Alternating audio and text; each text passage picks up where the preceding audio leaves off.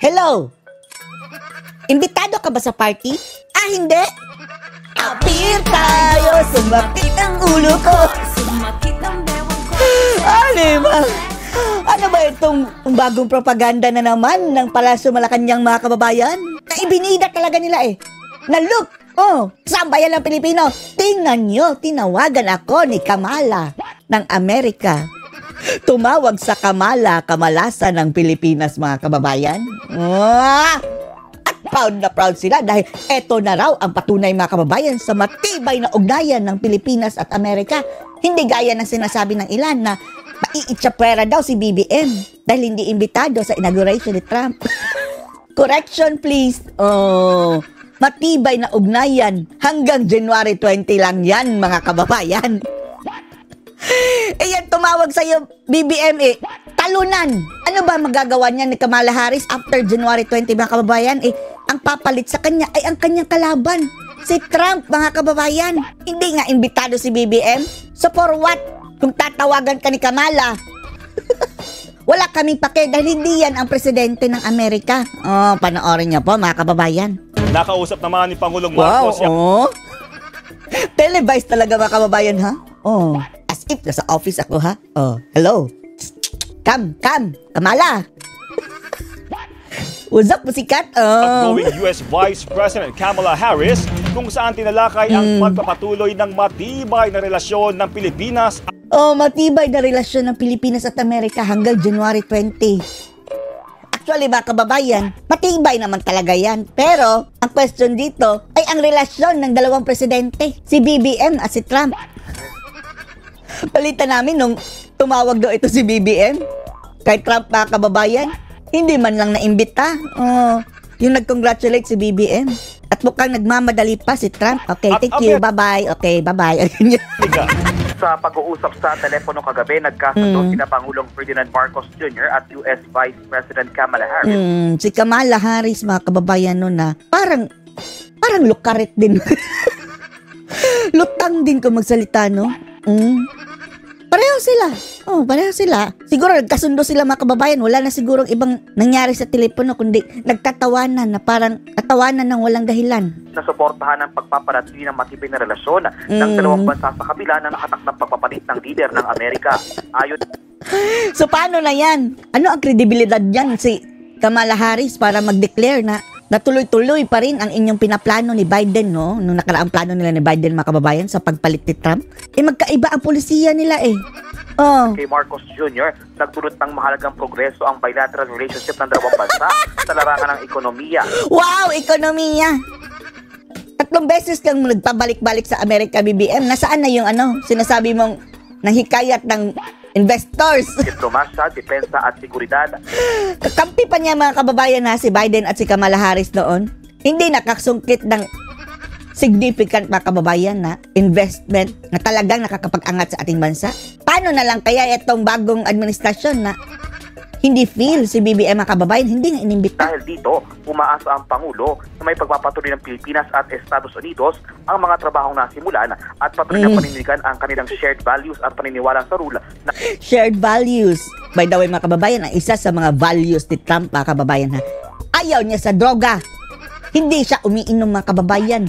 Hindi naninigarilyo, walang bisyo. Ganyan din ba ang values mo, BBM? Patunayan mo muna, hair follicle drug test ka muna. Ang international law. Ipinaabot naman ni Harris ang bipartisan support ng US Congress at Washington para mapatatag ang ugnayan ng Pilipinas at Amerika, lalo sa larangan ng seguridad, ekonomiya, pag-unlad at people-to-people connection. Wow, people-to-people. Binigyang diin din ni Harris ang kahalagahan ng trilateral ties sa pagitan ng Pilipinas, Amerika at Japan para mapatatag ang kooperasyong pang-ekonomiya ng tatlong bansa at maitaguyod ang seguridad sa... Useless ba kababayan Ang inaantay namin BBM ay ang magiging relasyon natin sa bagong administration. Dahil pointless na mga kababayan ay kahit pa magyakapan kayo dyan ni Biden, ni Kamala Harris, kakanlungin ka. Pointless. Hanggang January 20 lang sila. Ipinaalala naman ni Harris kay Marcos Jr. ang mga trabahong kailangan gawin katuwang ang papasok sa Trump administration para patuloy. Yun pala mga kababayan. Parang sinusulan si BBM na, etong gawin mo ha. Etong sabihin mo kay Trump na, sige, ituloy natin ito.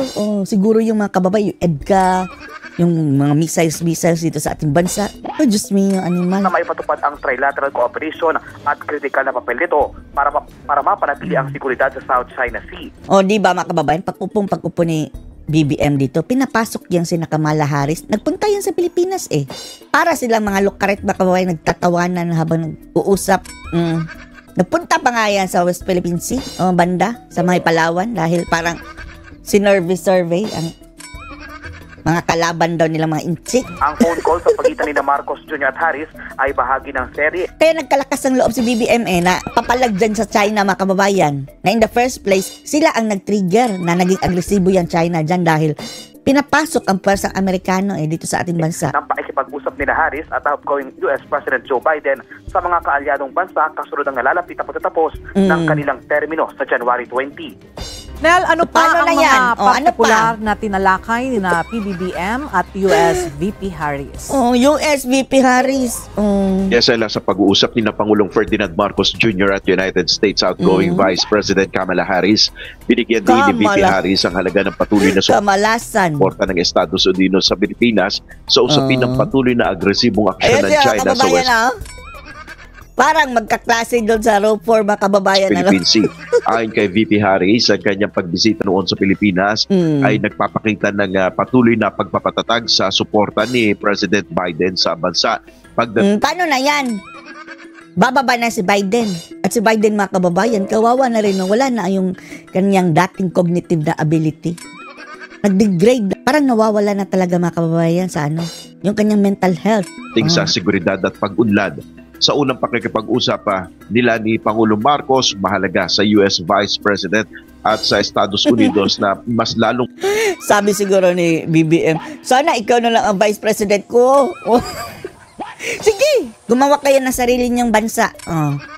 Doon kayo, lahat ng mga loyalos tayo mga kababayan, ipadala doon. Patatagin ang commitment nito sa Pilipinas pagdating sa defense, kabilang narito ang usapin sa South China Sea. Ayon pa kay VP Harris, yung pinasok yung gulo, so paano na yan, BBM? Ayaw ni Trump makipag-away sa China sa makatuwid. Inimbita pa nga niya si Xi Jinping sa kanyang inaugurasyon.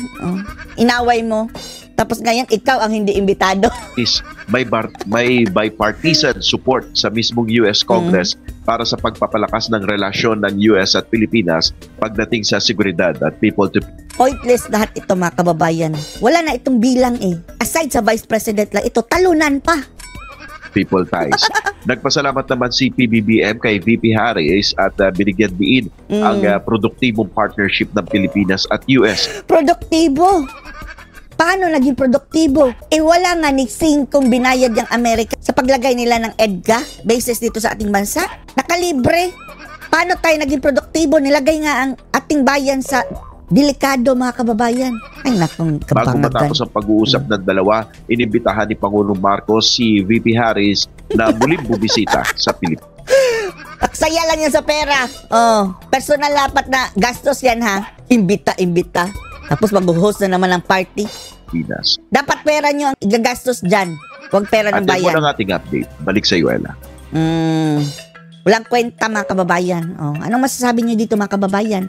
Na nagyabang ang mga animal na naman mga kababayan na, eto na, patunay na matibay ang relasyon ng Pilipinas at Amerika.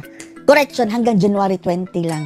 After January 20 mga kababayan sa Trump administration, ewan lang natin. That remains to be seen. So anong masasabi nyo dito? Post your comments below.